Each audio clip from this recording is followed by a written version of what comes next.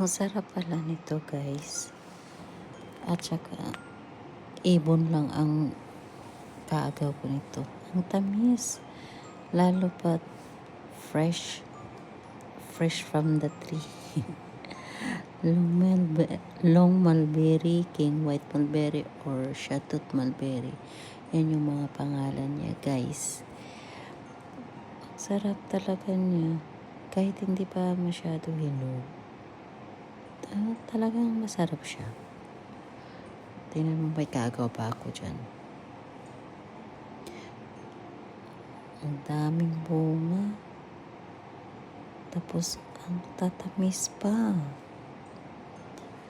Okay guys, thank you for watching. Bukas ulit. Bye.